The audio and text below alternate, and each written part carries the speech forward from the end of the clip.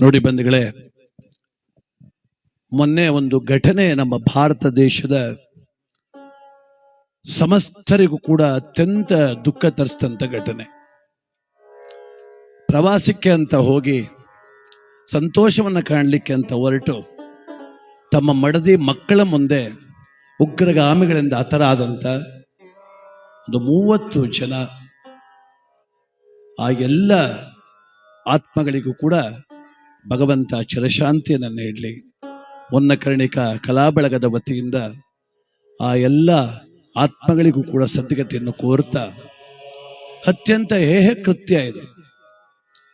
ಇಡೀ ದೇಶವೇ ಖಂಡಿಸ್ತಾ ಇದೆ, ಯಾರೂ ಸರಿ ಅಂತ ಒಪ್ಪೋದಿಲ್ಲ. ನೋಡಿ, ಉಗ್ರವಾದ ನಾವು ಮಾಡಿದ್ದೇ ಸರಿ, ನಮ್ಮ ಧರ್ಮವೇ ಶ್ರೇಷ್ಠ, ನಮ್ಮ ಆಚಾರವೇ ಶ್ರೇಷ್ಠ ಅನ್ನೋ ಹುಚ್ಚುತನ ಮತಿಭ್ರಮಣೆ ಆಗಿದೆ. ಹುಚ್ಚುತನ ಅದು. ಧರ್ಮರಕ್ಷಕರಲ್ಲ ಅವರು, ಮತಿಗೆಟ್ಟವರು, ತಲೆ ಕೆಟ್ಟವರು. ಆದ್ರೂ ಎಂತ ಸಾವು ಬಂದ್ಬಿಡ್ತು. ಅದು ಕಟ್ಟಿಕೊಂಡ ಗಂಡನನ್ನ ಕಣ್ಣು ಮುಂದೆ ಕೊಲ್ತಾ ಇದ್ರು, ಅವ್ರನ್ನ ರಕ್ಷಣೆ ಮಾಡ್ಲಿಕ್ಕೆ ಆಗದಿರುವಂತ ಅಸಹಾಯಕ ಸ್ಥಿತಿ ಪಾಪ ಹೆಣ್ಣು ಮಕ್ಕಳಿಗೆ. ತನ್ನ ಅಪ್ಪನನ್ನ ಕಣ್ಣು ಮುಂದೆ ಕೊಲ್ತಿದ್ರು, ಸುಮ್ಮನೆ ನಿಂತು ನೋಡಿ ಕಣ್ಣೀರು ಹಾಕುವಂತ ದುರ್ಯೋಗ ಆ ಪುಟ್ಟ ಮಕ್ಕಳಿಗೆ. ಯಾವತ್ತೂ ಯಾವ ಕಾರಣಕ್ಕೂ ಇಂಥ ಸ್ಥಿತಿ ಯಾರಿಗೂ ಬರಬಾರ್ದು. ನೋಡಿ, ನಾನು ಮೊನ್ನೆಯಿಂದ ಆಲೋಚನೆ ಮಾಡಿದೆ, ಆ ಉಗ್ರಗಾಮಿಗಳು ಭಯ ಹುಟ್ಟಿಸಿದ್ರು. ಯಾರಿಗೆ ಗೊತ್ತಾ? ಕೇವಲ ಭಾರತೀಯರು, ಹಿಂದೂಗಳಿಗೆ ಅಷ್ಟೇ ಅಲ್ಲ, ಭಾರತೀಯರಾಗಿ ಬಾಳುವಂತ ಮುಸಲ್ಮಾನರಿಗೂ ಭಯ ಹುಟ್ಟಿಸೋರು ಅವರು. ನಿಜವಾದ ಸ್ಥಿತಿ ಅದು. ಅಲ್ಲಿ 370ನೇ ವಿಧಿ ಯಾವಾಗ ತೆಗೆದುಹಾಕಿದ್ರು, ಜಮ್ಮು ಕಾಶ್ಮೀರಕ್ಕೆ ಪ್ರವಾಸಿಗಳು ಹೋಗ್ಲಿಕ್ಕೆ ಪ್ರಾರಂಭ ಮಾಡಿದ್ರು. ಯಾವಾಗ ಪ್ರವಾಸಿಗಳು ಹೋಗ್ಲಿಕ್ಕೆ ಪ್ರಾರಂಭ ಆಯ್ತೋ, ಅಲ್ಲಿ ಪ್ರತ್ಯೇಕವಾದಕ್ಕೆ ಬೆಂಬಲ ಕೊಟ್ಕೊಂಡು ಕಲ್ಲೊಡ್ಕೊಂಡು ನಿಂತಿದ್ದ ಹುಡುಗರಿಗೆಲ್ಲ ಕೆಲಸ ಸಿಕ್ತು. ಅವ್ರು ಕುದುರೆ ನಡೆಸಿದ್ರು, ಅಂಗಡಿ ಇಟ್ಟು ವ್ಯಾಪಾರ ಮಾಡಿದ್ರು. ಬರ್ತಾ ಬರ್ತಾ ಅವ್ರಿಗೆ ಏನ್ ಭಾವನೆ ಬಂತು, ಇದೇ ಸರಿಯಾಗಿದೆಯಲ್ಲ, ನಾವ್ಯಾಕೆ ಪ್ರತ್ಯೇಕವಾದ ರಾಜ್ಯ ಕೇಳಬೇಕು, ನಾವ್ಯಾಕೆ ಪ್ರತ್ಯೇಕವಾದ ದೇಶ ಕೇಳಬೇಕು, ಈ ಕೆಟ್ಟವ್ರಿಗೆ ಯಾಕೆ ನಾವು ಬೆಂಬಲ ಕೊಡಬೇಕು, ಯಾಕೆ ಬೆಂಬಲ ಕೊಡಬೇಕು, ನಾವು ಭಾರತ ಪರವಾಗಿರೋಣ, ಭಾರತೀಯರಾಗಿರೋಣ ಅನ್ನುವಂತ ಪಾಪ ಒಳ್ಳೆ ಮನಸ್ಸಿನ ಮುಸಲ್ಮಾನರು ಅವರು. ಪಾಪ ಈ ಉಗ್ರಗಾಮಿಗಳು ಏನ್ ಮಾಡಿದ್ರು, ಈಗ ಇಬ್ರಿಗೂ ಭಯ ಹುಡ್ಸಿದ್ರು. ಪಾಪ ವ್ಯಾಪಾರ ಮಾಡಿ ಬದುಕು ಕೊಟ್ಕೊಂಡಿದ್ರಲ್ಲ ಮುಸಲ್ಮಾನರು, ನೋಡಿ ಇನ್ಯಾರು 10 ವರ್ಷ ಆ ಕಡೆ ತಲೆ ಹಾಕು ಮಲಗಲ್ಲ. ಅವ್ರ ಬದುಕನ್ನು ಹಾಳು ಮಾಡಿಬಿಟ್ರು. ನಾವೆಲ್ಲರನ್ನು ಒಂದೇ ತಕಡೆಯಲ್ಲಿ ಇಟ್ಟು ತೂಕ ಮಾಡ್ಲಿಕ್ಕೆ ಹೋದ್ರೆ ನಮ್ಮಂತ ಕೆಟ್ಟವ್ರು ಈ ಜಗತ್ತೊಳಗಿಲ್ಲ. ಕಾರಣ ಏನಂದ್ರೆ, ನಮ್ಮ ಕುಟುಂಬದಲ್ಲೂ ಕೆಟ್ಟವ್ರು ಇರ್ತಾರೆ, ನಮ್ಮ ಗ್ರಾಮದಲ್ಲೂ ಕೆಟ್ಟವ್ರು ಇರ್ತಾರೆ. ದೊಡ್ಡ ಕಾಡೆವಲ್ಲಿ ಇಬ್ರು ಯಾರ ಕೆಟ್ಟವ್ರು ಇದ್ಬಿಟ್ರೆ ಇಡೀ ಊರೇ ಸರಿ ಇಲ್ಲ ಅಂದ್ಬಿಟ್ರೆ ತಪ್ಪಾಗ್ತದದು. ಬೇಡ ಕಣ್ರಪ್ಪ ಅನ್ನೋರಿದ್ದಾರೆ, ಯಾರೋ ಒಬ್ಬ ಕುದುರೆ ಓಡಿಸೋನು, ಕಾಶ್ಮೀರದ ಅತಿಥಿಗಳವರು, ಅವ್ರನ್ನ ಕೊಲ್ಲೋದು ಬೇಡ, ನೀವು ಮಾಡ್ತಿರೋ ತಪ್ಪು ಅಂತ ಹೋದ್ರೆ ಅವನ್ನೂ ಕೊಂದಾಕ್ಬಿಟ್ಟವ್ರು. ಧರ್ಮಾಂಧತೆ ಅನ್ನೋದು ನತ್ತಿ ಎತ್ತಿದ್ರೆ ಹಿಂಗೆಲ್ಲ ಆಗ್ತದೆ. ಯಾವುದು ಧರ್ಮ? ಅಣ್ಣ ಬಸವಣ್ಣವ್ರು ಹೇಳಿದ್ರೆ, ದಯವಿಲ್ಲದ ಧರ್ಮವಾವುದಯ್ಯ ಅಂತ.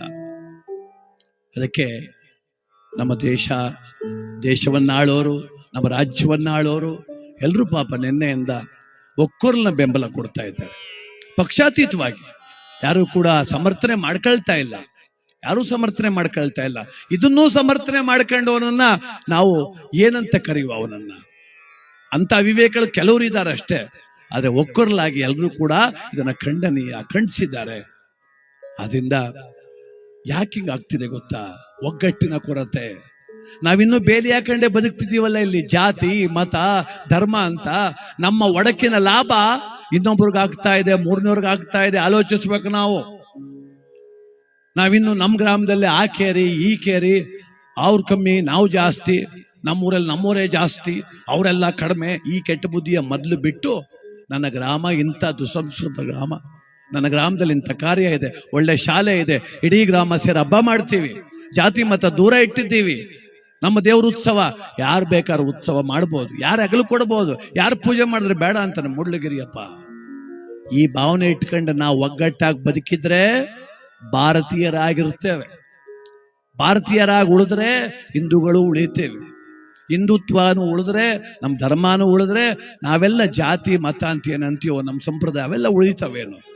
ಆದ್ರೆ ನಾವು ಭಾರತೀಯರೇ ಆಗ್ಲಿಕ್ಕೆ ಸಿದ್ಧ ಆಗ್ತಿಲ್ಲ ಇನ್ನೂ. ಅದೇ ಕರ್ಮ ತಪ್ಪಾಗ್ತಿರೋದು. ಅದರಿಂದ ಒಳ್ಳೆ ಮನಸ್ಸಿಂದ ಯೋಚನೆ ಮಾಡೋಣ. ಇನ್ಮೇಲಾದ್ರೂ ತಾರತಮ್ಯ ಬಿಟ್ಟು ಜಾತಿ ಧರ್ಮ ಅಂತ ಹೊಡೆದಾಡೋದು ಬಿಟ್ಟು ನಾವು ಒಗ್ಗಟ್ಟಾಗಿರೋಣ. ನಮ್ಮನೆ ಭದ್ರವಾಗಿದ್ರೆ ಯಾರು ಒಳಗಡೆ ಕಾಲಾಕ್ಲಿಕ್ಕೆ ಆಗೋದಿಲ್ಲ. ಈ ಸತ್ಯ ಎಲ್ರಿಗೂ ಗೊತ್ತಾಗ್ಲಿ. ಆ ಮಡಿದ ಎಲ್ಲ ಆತ್ಮಗಳಿಗೂ ಭಗವಂತ ಸದ್ಗತಿ ಕೊಡ್ಲಿ. ಕಣ್ಣೆದ್ರು ಗಂಡನನ್ನ ಕೊಲ್ತಿದ್ರು ಅಸಹಾಯಕರಾಗಿ ನಿಂತಿದ್ದ ಆ ಹೆಣ್ಣುಮಕ್ಕಳ ದೃಢ ಮನಸ್ಸಿಗೆ ಇಲ್ಲಿಂದಾನೇ ಒಂದು ನಮಸ್ಕಾರ ಹೇಳ್ಬಿಡೋಣ ನಾವು ಅವ್ರಿಗೆಲ್ರಿಗೂ ಕೂಡ. ಮದುವೆ ಆಗ 6 ದಿನ ಗಂಡನ ಕಳ್ಕೊಂಡಿದ್ದಾಳೆ ಒಬ್ರು ಹೆಣ್ಮಗಳು. ಎಷ್ಟು ನೋವಾಗಿರಬೇಡ. ಆ ಚಿತ್ರ ನೋಡಿದ್ರೆ ನಿದ್ದೆ ಬರೋದಿಲ್ಲ ರಾತ್ರಿ ಎಲ್ಲ. ಆದ್ರಿಂದ ನಾವೆಲ್ಲರೂ ಕೂಡ ಸನ್ನದ್ಧರಾಗೋಣ, ಸಂಘಟಿತರಾಗೋಣ, ಸಹೃದಯವಂತರಾಗೋಣ. ಇನ್ಮೇಲಾದ್ರೂ ಈ ಕೆಲವು ಕರ್ಮಗಳನ್ನ ಬಿಟ್ಟು, ಕೆಟ್ಟ ಚಾಳಿಗಳನ್ನ ಬಿಟ್ಟು, ನಮ್ಮ ದೇವ್ರು ನೀವು ಮುಟ್ಟಂಗಿಲ್ಲ ಅನ್ನೋದು, ಈ ಜಾತಿಯವ್ರು ಒಳಗೆ ಬರಬೇಡಿ ಅನ್ನೋದು, ನೀವೆಲ್ಲ ದೂರನೇ ಇರಬೇಕು, ಇವೆಲ್ಲ ಬಿಟ್ಕೊಡ್ಬೇಕ್ರಿ.